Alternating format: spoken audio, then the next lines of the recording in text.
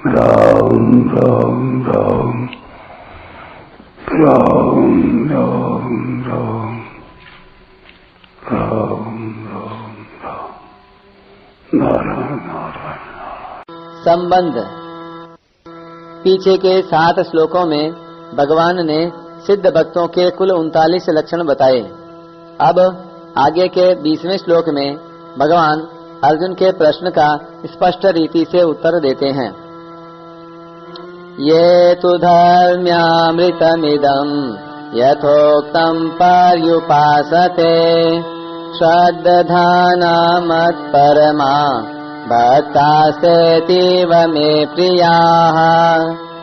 जो मेरे में श्रद्धा रखने वाले और मेरे परायण हुए भक्त पहले कहे हुए इस धर्ममय अमृत का अच्छी तरह से सेवन करते हैं, वे मुझे अत्यंत प्रिय हैं। व्याख्या। ये तू, यहाँ ये पद से भगवान ने उन साधक भक्तों का संकेत किया है जिनके विषय में अर्जुन ने पहले श्लोक में प्रश्न करते हुए ये पद का प्रयोग किया था।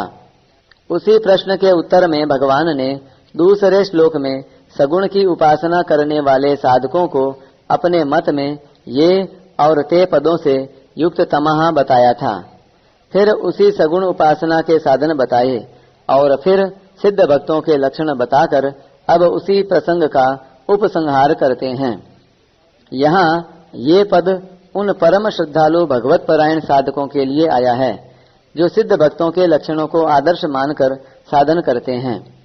तू पद का प्रयोग प्रकरण को अलग करने के लिए किया जाता है। यहाँ सिद्ध भक्तों के प्रकरण से साधक भक्तों के प्रकरण को अलग करने के लिए तू पद का प्रयोग हुआ है। इस पद से ऐसा प्रतीत होता है कि सिद्ध भक्तों की अपेक्षा साधक भक्त भगवान को विशेष प्रिय हैं। श्रद्धानः, भगवत प्राप्ति हो जाने के कारण सिद्ध भक्तों के लक्षणों में श्रद्धा की बात नहीं आई, क्योंकि जब तक नित्य प्राप्त भगवान का अनुभव नहीं होता तभी तक श्रद्धा की जरूरत रहती है। अतः इस पद को श्रद्धालु साधक भक्तों का ही वाचक मानना चाहिए। ऐसे श्रद्धालु भक्त भगवान के धर्ममय अमृत रूप उपदेश को, जो भगवान ने 13वें से 19वें श्लोक तक कहा है, भगवत प्राप्ति के उद्देश्य से अपने में उतारने की चेष्टा किया करते हैं। यद्यपि भक्ति के साधन में श्रद्धा और प्रेम का तथा ज्ञान के साधन में विवेक का महत्व होता है, तथापि इससे यह नहीं समझना चाहिए कि भक्ति के साधन में विवेक का और ज्ञान के साधन में श्रद्धा का महत्व ही नहीं है। वास्तव में श्रद्धा और विवेक की सभी साधनों में बड़ी आवश्यकता है। विवेक होने से भक्ति साधन में तेजी आती है। इसी प्रकार शास्त्रों में तथा परमात्म तत्व में श्रद्धा होने से ही ज्ञान साधन का पालन हो सकता है। इसलिए भक्ति और ज्ञान दोनों ही साधनों में श्रद्धा और विवेक सहायक हैं। मत परमः, साधक भक्तों का सिद्ध भक्तों में अत्यंत पूज्य भाव होता है। उनकी सिद्ध भक्तों के गुणों में श्रेष्ठ बुद्धि होती है। अतः वे उन गुणों को आदर्श मानकर आदर पूर्वक उनका अनुसरण करने के लिए भगवान के परायण होते हैं। इस प्रकार भगवान का चिंतन करने से और भगवान पर ही निर्भर रहने से वे सब गुण उनमें स्वतः आ जाते हैं।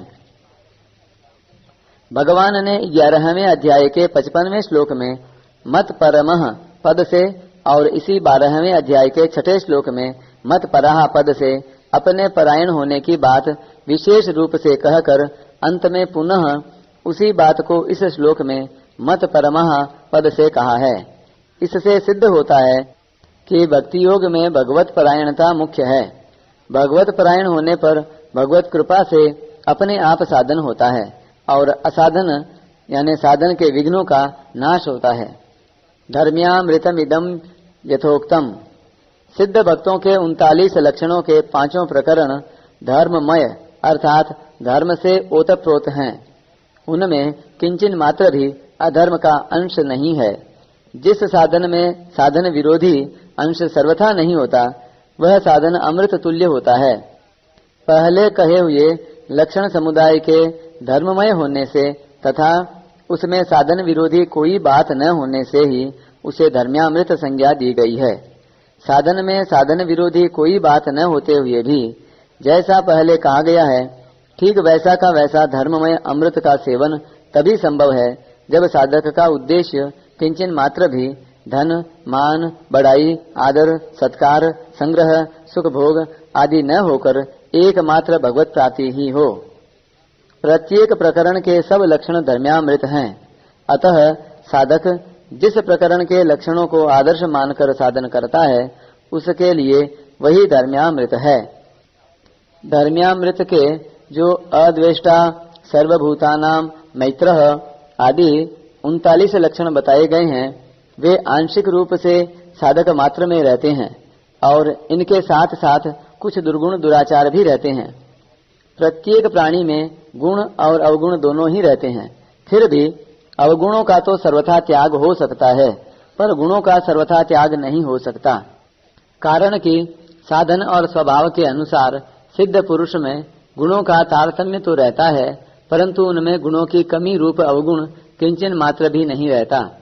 गुणों में न्यूनाधिकता रहने से उनके 5 विभाग किए गए हैं परंतु अवगुण सर्वथा त्याज्य है अतः उनका विभाग हो ही नहीं सकता। साधक सत्संग तो करता है पर साथ ही साथ कुसंग भी होता रहता है। वह संयम तो करता है पर साथ ही साथ असंयम भी होता रहता है। वह साधन तो करता है पर साथ ही साथ असाधन भी होता रहता है।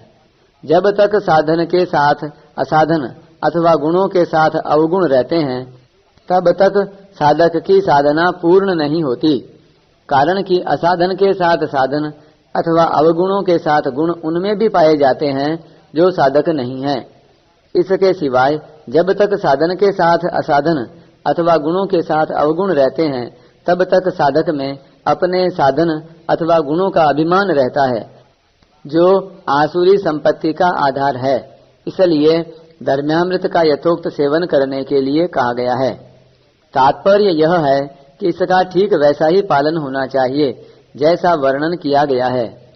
अगर धर्म्यामृत के सेवन में दोष भी साथ रहेंगे अर्थात असाधन भी साथ रहेंगे तो भगवत प्राप्ति नहीं होगी।